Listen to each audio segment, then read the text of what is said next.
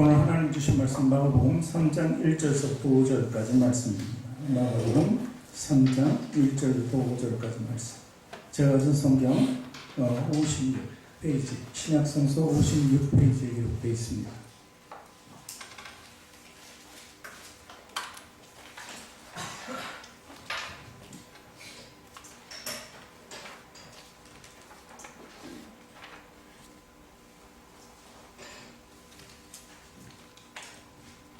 신약성서 56페이지에 마가복음 3장 1절부터 5절까지 말씀, 우리 찾으시면 함께 읽도록 합니다. 예수께서 다시 회당에 들어가시니 한쪽 손 마른 사람이 거기 있는지라.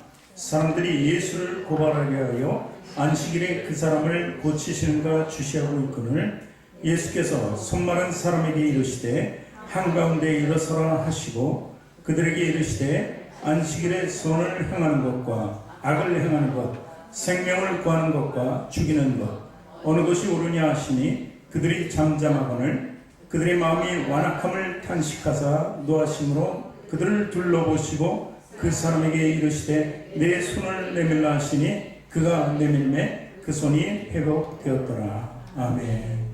두 손을 가슴에 얹고 저를 따라 고백하시기 바랍니다. 하나님께서는 나를 사랑하신다. 하나님께서는 나를 존귀하게 여기신다.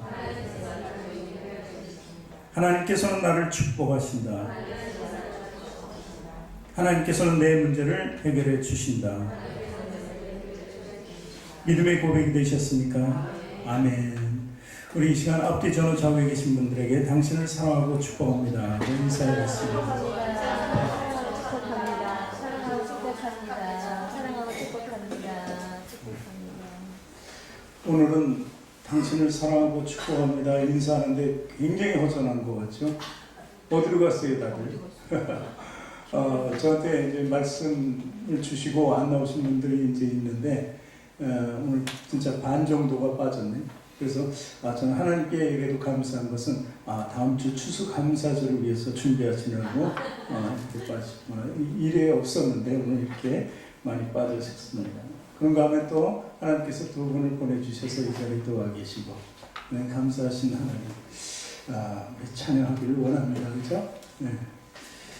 오늘 주인공은 손 마른 사람 한 사람, 이 사람을 주인공을 하고 있고, 배경은 또 역시 예수님 회당에서 가르치시고 계속 반복해서 가르치시는 그 모습 속에서 여지없이 또 바리새인들이 예수님을 공격하는 장면이 등장하고 있습니다. 손 마른 사람 하면은 쉽게 얘기해서 손이 마비됐다고 이렇게 보면은 우리가 쉽게 이해할 수 있습니다. 하나님께서는 참으로 다른 동물들과 짐승들과 달리 인간에게 주신 선물이 있는데 손은 다 있다고 해요. 근데 짐승들은 손이라고 그러지 않고 발이라고 하죠. 그런데 이 손을 선물로 주셨어요. 그래서 그 손을 통해서 특이한 것은, 우리가 축복받았다는 것은 도구를 사용할 줄 안다는 것이죠. 그래서 도구를 사용하는 손이 참으로 위대한 거예요. 하나님께서는 주의 손으로 천지를 창조하셨다 이렇게 기록된 말씀을 보면 이 손의 중요성은 굉장히 아주 피력하고 있는 성경 말씀을 통해서 우리가 보는 이 손이, 내가 가진 이 손이, 내가 보기에는 지금 멀쩡한 손이 대단한 것이다 하는 것을 알아야 합니다. 사람 그 생각과 마음을 손으로 되게 표현하고 나타내죠. 그래서 이 무슨 일이든지 손을 쓴다 그래요. 이 손이라는 게 꼭 육적인 손만을 의미하지는 않습니다. 어떤 일이 생겼습니다. 그래서 급히 처리를 해야 돼요. 그럴 때가 무슨 말을? 빨리 손을 써서 처리해야 된다 이렇게 얘기합니다. 그렇죠? 그런 얘기. 또 손이라는 것이 많은 숫자, 한문으로 손 숫자를 쓰죠. 그래서 선수하면은 모든 사람 중에서 좀 뛰어난 재능을 가진 사람을 얘기하죠. 선수. 그래서 손이라는 건 선택, 뽑혀질 걸 얘기합니다. 그래서 손의 능력이 강한 사람을 뽑는 것이 바로 선수. 그래서 축구 선수, 야구 선수 할 때 선수라는 것이 뒤에 붙는 것입니다. 그리고 뭔가 가지려고 할 때 내 손에 가질 수 있다면 그 수중에 들어왔다 그러죠. 손 안에 들어왔다 이런 표현도 씁니다. 이 손이라는 것은 어쩌면은 육적인 것, 이 아주 단순한 것부터 시작해서 하나님께서 주신 선물, 그리고 하나님과 함께 하실 때 내가 오른손으로 너를 붙들리라 할 때 그 손까지 포함해서 모든 영적인 부분까지도 포함되는 것이 바로 손이라고 볼 수 있는 것입니다. 그래서 우리는 조수라는 말을 많이 쓰는데, 조수. 예전에 보면 버스 탈 때 기사가 있으면 조수가 있었어요. 이 조수도 역시 도와주는 거예요. 손으로 도와주는 사람을 얘기해서 조수라고 해요. 근데 우리는 그 조수보다 더 위대한 분을 알고 있죠. 그분은 바로 성령님이죠. 성령님은 항상 우리 손을 통해서 역사하시면서 우리를 지켜주신다는 것이죠. 이 손의 중요성이 있다는 것입니다. 그 손은 행위로 나타나는데 잠언서 12장 14절 말씀에 보면 사람은 입의 열매로 말미암아 복록에 족하다. 입술이 하는 역할은 또 따로 있습니다. 입술로 축복을 받을 수도 있고 저주받을 수 있어요. 그런데 그리스도인들은 이 복받을 일들을 표현을 쓰죠. 말로써. 그래서 입은 축복입니다. 그리스도인이 되기 전에는 악으로 죄악 속에 있었던 입술이었지만 변해서 거듭나서 이제 복록에 족하는 그런 귀한 입술이 되었습니다. 그리고 또 손이 행하는 대로 자기가 받느니라. 심는 대로 거둔다 하는 것도 역시 우리 손을 통해서 그 손의 영적인 것까지 포함한다면 마음과 혼과 영과 모든 것을 동원해서 손을 통해서 행하는 것이 다시 내게 돌아올 것이다 하는 말씀이죠. 그래서 우리 구원은 어떻게 받는다고요? 성경에 마음으로 믿어서 그리고 입으로 신뢰한다. 그래서 구원을 얻게 되어 있다. 이 구원의 단계라고 볼 수 있는데 실제로는 야고보서는 거기에 또 하나를 붙이는데 바로 행위입니다. 그래서 행위가 없는 사람은 믿음이 죽었다.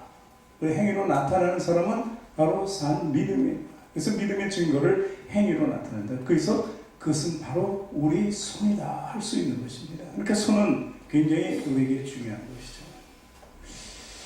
것이죠. 하나님께서는 우리에게 복 주시고 해서 손을 사용할 수 있도록 하셨습니다. 마음껏 사용할 수 있는 거죠. 생각나고 마음으로 정해지면 반드시 손으로 일할 수 있도록 해주셨다는 것이죠. 그런데 굉장히 안타까운 것은 우리가 좀 전에 얘기했지만 과거에는 악한 손을 가졌어요. 믿고 난 뒤에 그 손이 변했죠. 그 이유는 무엇입니까? 태초에 아담과 하와를 창조했을 때 아담과 하와에게 하나님께서는 순종을 요구했어요. 그런데 불순종했어요. 선악과를 딴 것이죠. 뭘로 땄습니까? 어떤 도구를 사용했냐? 육신 중에 바로 손으로 따서 먹었습니다. 그러니까 손으로 불순종하기 시작했던 것입니다. 그래서 바로 그 불순종의 죄의 대가가 나타나는데 아담과 하와의 첫 번째 아들 가인이 두 번째 아들 아벨을 시기해서 손을 쳐 죽이죠. 그래서 보면은 우리가 하나님께 불순종을 해서 받은 손은 굉장히 악한 손이다. 사람을 죽일 수 있는 그 손까지도 된다는 것이죠. 손의 악함이 예수 그리스도를 믿고 그리스도인이 되었을 때는 이제 변하게 됩니다. 그 변한 손은 뭐예요? 우리가 지금 그 손을 가지고 예배드리고 있는 거예요. 하나님을 찬양할 때 손을 높이 들고 그리고 마음으로 기도할 때도 손을 높이면서 우리가 부르짖을 때는 굉장히 손을 높이 들고 부르짖어 기도하죠. 예배의 모든 것은 우리 손으로 하나님께 영광을 올려드리는 것이죠. 그래서 그리스도인이 된다는 것은 이렇게 악의 손에서 의의 손으로 바뀌는 것을 의미하는 겁니다. 그리고 더 나아가서 그 손을 무엇을 행할고 하니 바로 많은 사람들을 위해서 헌신하는 것입니다. 그것이 바로 우리 손이 해야 하는 일이라는 것입니다. 오늘 본문 보니까 3장 1절 보니까 예수께서 다시 회당에 들어가시니 한쪽 손 마른 사람이 거기 있는지라. 이 배경에 대해서는 지금 말씀을 드렸습니다. 이 손이 마비되어 있다는 것은 사실 생각대로 마음대로 뭔가 되지 않는 것을 얘기합니다. 우리가 생각과 마음대로 세상을 살아가는데 참으로 어렵고 안 돼요. 그것은 바로 한계라는 것이죠. 우리가 한계점에 도달하게 되면 그것은 다른 말로 해서 마비가 되었다는 거예요. 머리가 하얗게 됐다. 그러니까 머리 기능을 상실했다는 것입니다. 오늘 누군가 아침에 저 오늘 멘붕 왔습니다. 멘붕 왔는데 그것은 뭐예요? 뭔가 마비가 됐다는 거예요. 지금 뭔가 해야 되는데 그것이 안 되고 있다는 거예요. 근데 멘붕 왔는데 기도만 잘 하시더라고요. 어쨌든 하나님이 역사하시면 그런 제약된 것을 벗어날 수 있게 해준다는 것을 얘기합니다. 손이 마비됐어요. 못 쓰잖아요. 참 이게 거추장스러울 수가 있어요. 그렇죠? 그래서 예수님께서는 그런 말씀을 하셨어요. 오른손이 범죄하거든 어떻게 해요? 오른손을 잘라버려. 그 손을 잘라버려. 그러니까 필요 없는 것을 그렇게 가지고 있다는 것, 쓸 수 없다는 것에 대해서 맨날 보는 거 아니에요. 없으면 차라리 안 보이는데 있으면서도 정말 기능을 못하는 것에 대해서 맨날 불만을 가지고 불평할 수밖에 없습니다. 그러니 그렇게 늘 거치는 것을 가지고 있는 이 사람에게 있어서 그 손의 회복은 정말 참으로 놀라운 것이죠. 우리가 어떤 한계점에 부딪혔다, 마비됐다 하는 것을 또 성경에서 찾아볼 수 있습니다. 아주 가까운 데서 찾아볼 수 있어요. 예수님 공생의 사역 동안 12제자를 부르셨어요. 부르셔서 참 예수님의 능력과 신의 기적 이런 말씀을 다 듣고 복음을 듣고 따라가는 12제자가 어느 날 그 제자들에게 한 여인이 자기 아들을 데려왔어요. 귀신 들리는 아이죠. 그 아이를 데려왔는데 고쳐보려고 하는데 도대체가 되질 않아요. 12사람이 자신이 능력 있는 것 같지 않아요. 예수님과 늘 다니면서 그걸 받고 그러니까 한번 해봤는데 되지를 않아요 도대체. 그랬을 때 예수님께서 왜 그랬다고 그랬어요? 믿음이 부족했다. 믿음이. 그 12제가 또 시간이 지났습니다. 시간이 지나가지고 예수님께서 십자가에 못 박혀 죽으시는 그 상황. 그때 한 사람도 그를 쫓아갈 수가 없었어요. 베드로는 자기 자신을 3번이나 부인하고 자기를 저주하면서까지도 예수는 모른다고 했잖아요. 왜 그랬을까요? 성령 받지 못해서. 그런데 이 12제자들이 물론 가룟 유다는 빠지고 마띠아가 들어왔지만 이들이 마가다락방 예수님 부활 승천을 본 거죠. 일단 보고 나서 마가다락방에서 기도하는데 다 성령이 임한 거예요. 이 성령이 임하니까 예전에는 누구도 고칠 수 없었습니다. 예수님을 따라가다가 위험한 데 있으면 피했고 도망갔던 그 사람들이 이제 죽기를 작정하고 예수님을 쫓고 그리고 신의 능력을 행하는 거예요. 베드로와 요한이 성전에 기도하러 올라갈 때 미문에 안전뱅이를 일으켜서 그러잖아. 내가 너에게 금과 은은 줄 수 없지만 예수의 그리스도의 이름으로 일어나 걸으라고 하잖아요. 그것이 바로 믿음과 성령의 능력이라는 것입니다. 그 불필요한 손이 바뀔 수 있다면 믿음과 성령의 능력으로 바뀌어야 된다는 것이죠. 오늘 그것이 바로 오늘 주제라고 할 수 있는 것입니다. 그래서 자 오늘 말씀 우리가 이 영적인 현실로 받아들일 수밖에 없는 그 말씀이에요. 여러분들이 살아가면서 한계점에 자꾸 부딪히는 것은 믿음과 성령의 역사가 없기 때문에 그렇다는 것입니다. 그렇다면 우리가 그 한계를 넘어가기 위해서는 어떻게 돼요? 믿음이 완성되어야 됩니다. 우리 믿음이 완성이 돼야 돼요. 그리고 우리가 늘 기도하면서 성령의 능력을 구해야 한다는 것이죠. 그것이 믿음을 성령 안에서 완성시킨다 이렇게 볼 수 있는 거죠.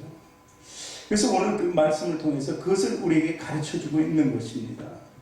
2절을 보니까 이렇게 기록되어 있죠. 같이 읽을까요? 사람들이 예수를 고발하려 하여 안식일에 그 사람을 고치시는가 주시하거늘 이렇게 기록하고 있습니다. 자 여기 고발이라는 단어가 예수를 고발한다. 이 사람들은 누군가? 바리새인입니다. 스스로 의롭다고 하고 죄인들과 함께 있는 예수를 굉장히 불평스럽고 못마땅하게 하고 심지어 예수님의 인기가 올라가니까 죽이려고 하는 사람들이 바로 바리새인이에요. 바리새인들이 여지없이 예수를 고발하려고 하고 그리고 고발할 수 있었던 그 환경은 바로 안식일이었기 때문에 그래서 그들이 고발한다는 것은 예수님을 어떻게든지 판단하고 정죄하고 심판하는 이 사람들은 율법주의자예요. 율법의 기능을 정확히 알고 행하는 사람이에요. 그러니까 율법의 기능은 판단, 정죄하고 심판하는 거잖아요.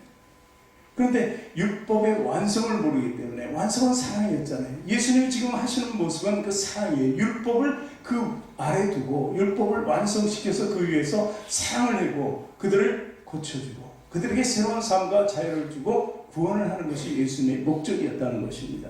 그런데 그들은 판단하고 정죄하고 심판하려고 지금 지켜보고 있다는 거예요. 안식일이 왜?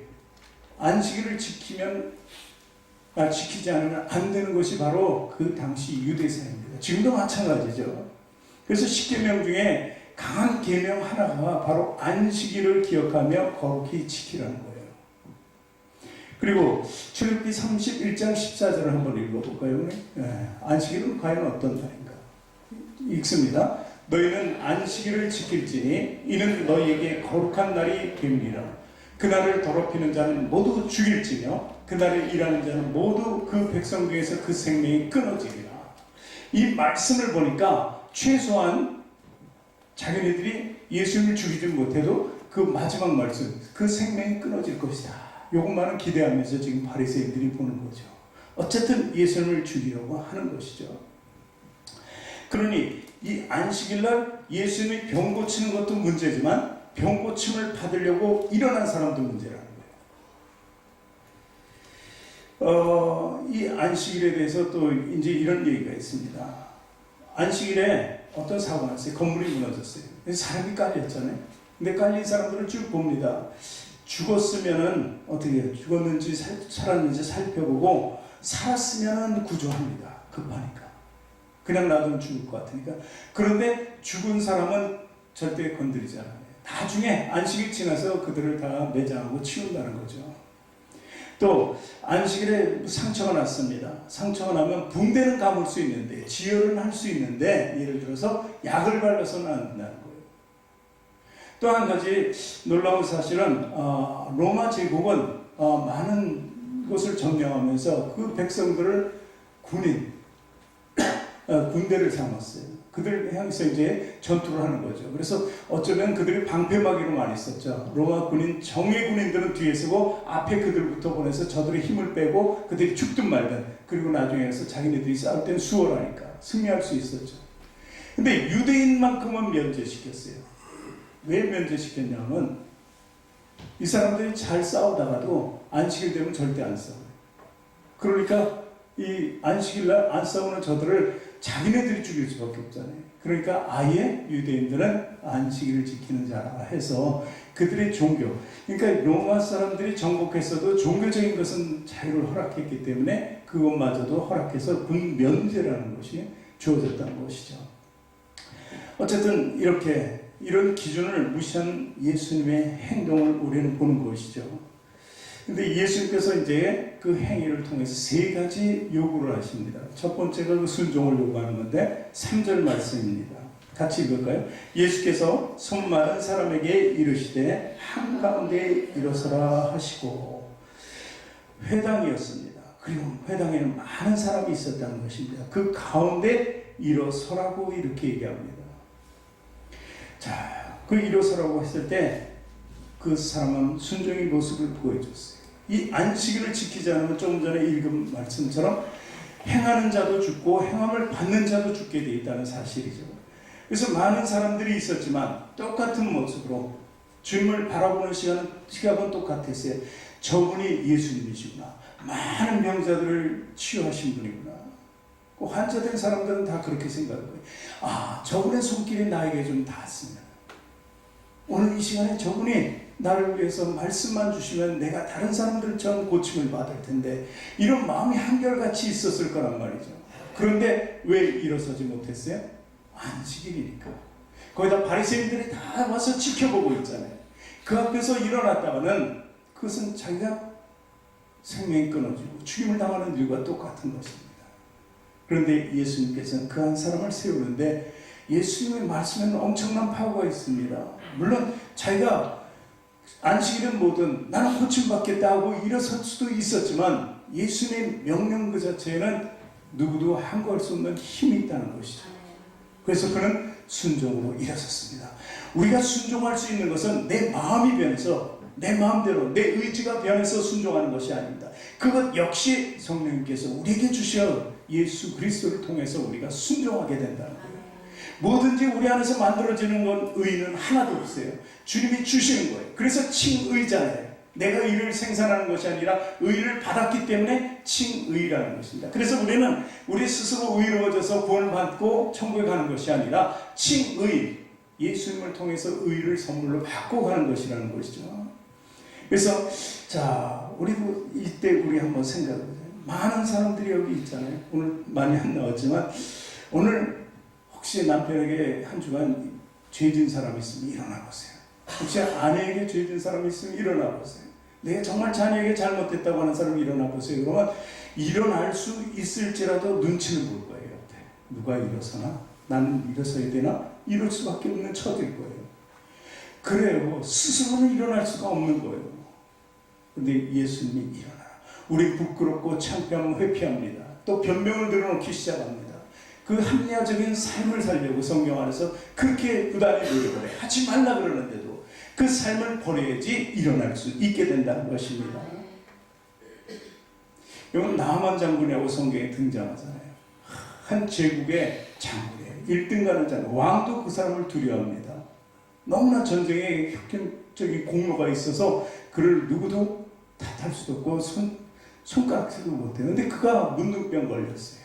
문둥병 걸리면 치명적입니다. 전염되는 병이기 때문에 왕 아니라 장군이 아니라 왕이 돼도 다 옷을 벗을 수밖에 없어요. 격리될 수밖에 없다는 것이죠. 그런데 그것을 숨기고 있었는데 그것 때문에 얼마나 고민을 했겠어요. 근데 이스라엘의 선지자를 찾아가면은 그분이 고쳐주실 수 있을 거라는 신의 말. 하나의 종에 불과한 여자예요. 말을 듣고 이스라엘에 가서 선지자를 찾죠. 간단히 얘기합니다. 제가 기니까. 근데 뭐라 그래요? 요단강에 가서 7번 몸을 씻으라고 얘기합니다. 나와서 마중도 안 넣고 사관 하나 보내서 말 전하고 끝이에요. 그러니 정말 이런 죽일 놈이었을 거예요. 그 장군이. 그래서 씩씩거리면서 돌아가는데 그래도 여기까지 왔으니 그래도 해보자. 그래서 남은 그 마음이 순종의 마음으로 돌았습니다. 그래서 7번. 한 번도 하기 싫어요. 2번 근데 하다 보니까 할 수 있고 7번까지 하게 되고 모든 것이 깨끗해졌다는 것입니다. 그 말씀이 어디에 나옵니까? 우리 성경을 보죠. 열왕기 하서 5장 14절. 나아만이 이에 내려가서 하나님의 사람의 말대로 요단강에 7번 몸을 담기 그 살이 어린아이의 살같이 회복되어 깨끗하게 되었다 하는 것이죠. 여기 하나님의 사람이 누굽니까? 우리는 선지자로 알고 있습니다. 모든 선지자 중에 대표가 누굽니까? 예수님입니다. 예수님. 모든 대제사장들의 대표도 바로 예수님이에요. 그래서 예수님 모든 것을 완성시킬 수 있었던 것이죠. 그러니 그 말씀대로 하면은 회복이 된다. 여기 회복이라는 말이 굉장히 우리에게 중요하게 다가오잖아요. 그래서 순종은 바로 우리가 회복하는 길로 이끈다는 것이죠. 그런데 이 회복을 이끄시면서도 오늘 2번째 말씀을 보니까 책망하시는데 누구를 책망합니까? 마가복음 3장 4절 말씀 같이 읽습니다. 그들에게 이르시되 안식일에 선을 행하는 것과 악을 행하는 것, 생명을 구하는 것과 죽이는 것 어느 것이 옳으냐 하시니 그들이 잠잠하거늘. 자, 우리가 볼 때는 이 말씀이 바리새인들에게 하는 말 같잖아요. 우리는 관계없는 바리새인이잖아요. 그런데 아니에요. 왜 좀 생각해보면 그 바리새인이 누구예요? 우리예요. 저와 여러분이 다 바리새인이에요. 어쩌면 우리는 심판하고 판단하고 정죄하면서 살아요. 그래서 오직하면 주님께서 네 안에 들보는 못 보고 남의 티는 그렇게 잘 본다는 거죠. 남의 티는. 그리고 오늘 이 말씀을 통해서 예수님께서는 그 많은 사람 한 사람을 고치는 것이 아니라 모든 사람들에게 구원이 있음을 얘기하는 거예요. 우리를 포함한 거죠. 그래서 예수님 마태복음 12장 11절 12절에도 이렇게 말씀하셨습니다. 예수께서 이르시되 너 중에 어떤 사람이 한 양 한 마리가 있어 안식일에 구덩이에 빠졌으면 끌어내지 않겠느냐. 사람이 양보다 얼마나 더 귀하냐. 그러므로 안식일에 선을 행하는 것이 옳으니라 하셨습니다. 안식일에 선을 행한다. 이 말은 또 뒤에 나옵니다. 자, 그리고 5절에 또 이렇게 말씀합니다. 그들의 마음이 완악함을 탄식하사 노하심으로 그들을 둘러보셨다는 거예요. 왜 노하셨을까요? 벌 줘야 되는데 지금 벌을 못 줘서 노하셨을까요? 그게 아니에요. 이처럼 깨닫는 말씀을 그들에게 주었는데 복음을 주고 구원의 말씀을 보여주고 행위로 보여주고 계신데도 그들은 다른 생각을 가지고 있다는 거예요. 전혀. 그거에 노하신 거예요. 영혼의 불쌍함을 보시고 그들을 오히려 불쌍히 여기는 나머지 그냥 노하시는 모습으로 변하는 그 모습을 볼 수 있는 것입니다. 이 우리 같은 사람을 보고 예수님 노하시기도 한다는 거예요. 왜 그렇게 살아야 되느냐 하는 것이죠. 우리 고치지 못하는 그 습성들을 버릴 수 없을 때 예수님께서는 불쌍히 여기다 그것보다도 더 노하시는 거예요. 화가 나는 거예요. 우리도 자녀에게 그러잖아요. 이렇게 해라 그러는데도 자꾸 안 하면 화가 나요. 화가 나.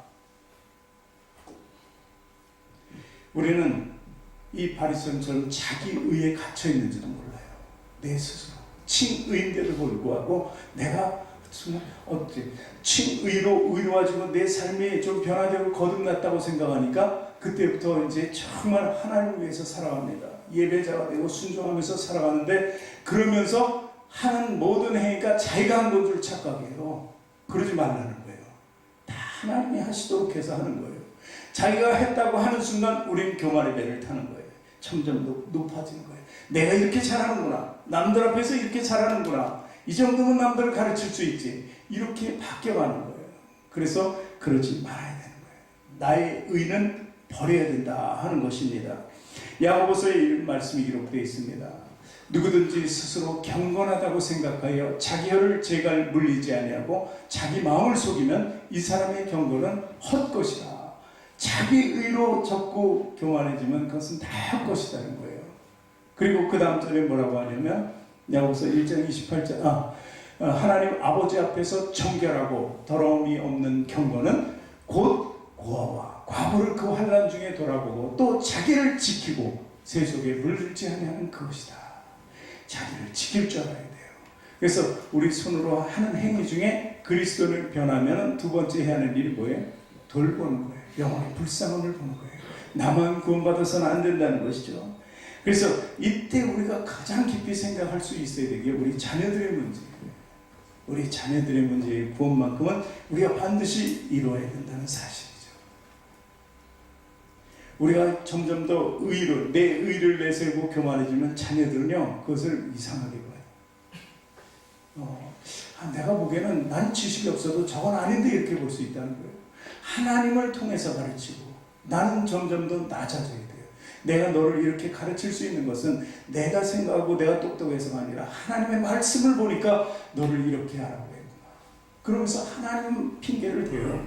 그럼 아이들이 하나님 말씀을 다 알고 있습니다. 그러면서 하나님 앞에서는 아이들이 겸손해져요. 왜냐하면 거기에는 예수 그리스도의 능력이 같이 함께 실려있기 때문에, 복음의 능력이 있기 때문에 그렇다는 것이죠. 예수님의 그 분노는 오늘 노하심은 바로 악에 대한 분노였습니다. 악에 대한 분노. 그 죄악에 대한 분노이죠. 여러분, 안식일날을 쉬라고 했습니다.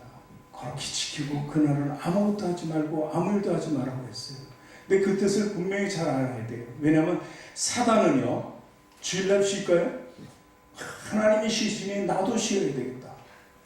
사단은 절대 그렇지 않습니다. 사단은 주일날도 일해요. 끊임없이 우리를 위해. 우리를 그 올무에 잡아야 돼요. 안식이라는 올무에 잡아놓는 거예요. 오늘 예수님 이 모습처럼 그 올무에서 벗어나서 고칠 수 있는 사람은 고쳐줘야 되는데, 안식이라는 올무에 엮여가지고 그대로 바리새인들처럼 지켜보고 앉아있으면 안 된다는 것이죠. 하나님은요, 천지창조를 하셨어요. 6일 동안 일하셨어요. 그리고 마지막 7일은 안식일로 정하고 쉬셨어요. 근데 그러고 나서 이제 아담과 하와가 나왔잖아요. 그리고 만들었으니까, 창조했으니까. 그리고 나서 이들이 범죄하기 전까지는 하나님 마음대로 쉬실 수 있었어요.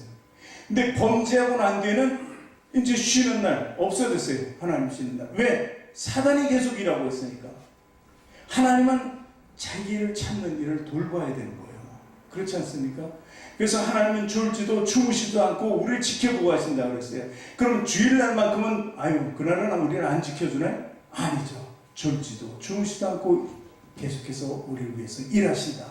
예수님께서 뭐라고 해요? 아버지가 일하시니까 나도 일한다. 그렇지 않습니까? 그렇다면 주일날 정작 쉬는 겁니까? 안 쉬죠. 주님은 한시도 우리를 떠나는 법이 없고 쉬는 적이 없다는 거예요.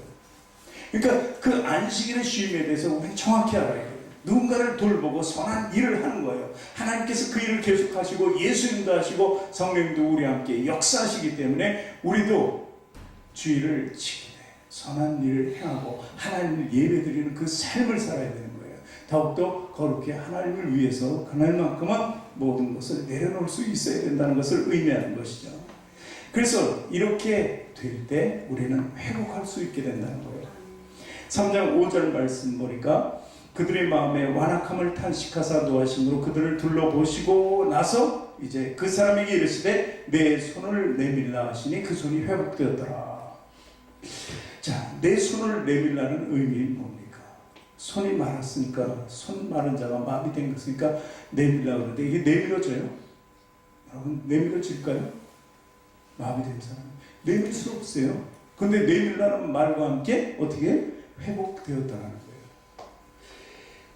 주님의 능력이 들어가니까 완전히 마비되었던 것이 풀리면서 주님의 말씀대로 되어지는 거예요. 내 뜻도 실렸겠죠. 내 의지도 실렸죠. 정말 그렇게 하고 싶은 게 소원이었으니까. 근데 주님의 말씀에 의해서 그게 완전히 풀려지는 거예요. 내 의지와 간절함이 주님과 함께 할 때 문제가 해결된다는 거예요.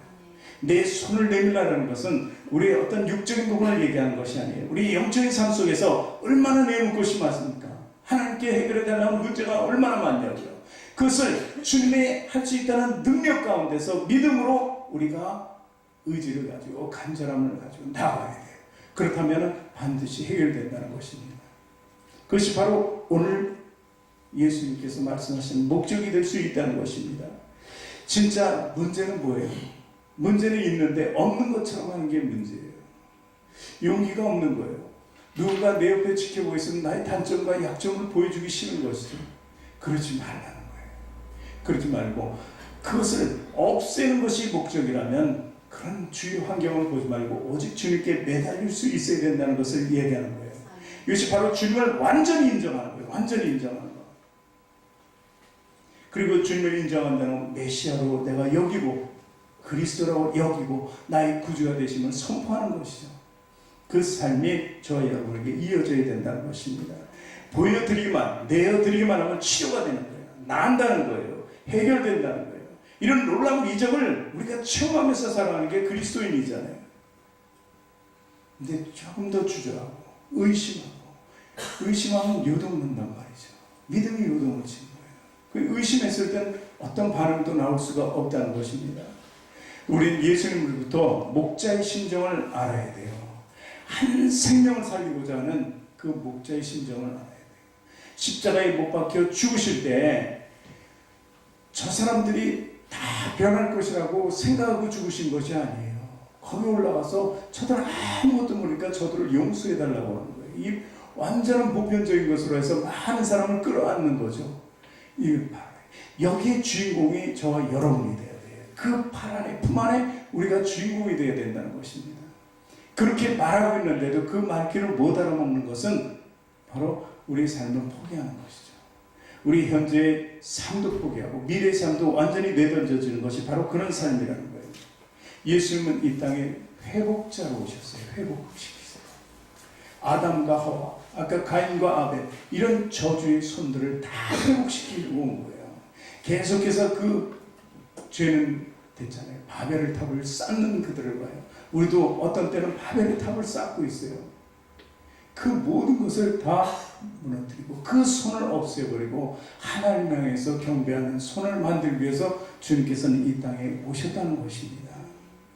우리는요 이제 본래 목적대로 돌아가야 됩니다. 하나님께서 주신 그 목적대로. 그래서 하나님께서 우리를 참여하기 위해서만 돼요. 나를 참여하기 위해서. 그래서 우리는 그 목적대로 하나님께 늘 영광을 돌려야 돼요. 그 삶이 바로 우리 문제의 해결의 중심이 된다는 것입니다. 오늘 마른 손 가진 자, 마비된 자, 한계 속에 있는 자들이 바로 저와 여러분인 걸 깨달으시기 바랍니다. 그렇다면 그 문제 해결을 위해서 내 스스로 생각하고 고민하고 누군가 의지하지 말고 하나님 앞에 나가십시오. 하나님께서 해결해 주시는 거예요. 우리 주변에 놀라운 능력이 모든 것을 해결해 주신다는 거예요. 그 믿음이 바로 성공적인 믿음입니다. 그 믿음을 요구하신 하나님의 뜻을 거부하지 마시기 바랍니다.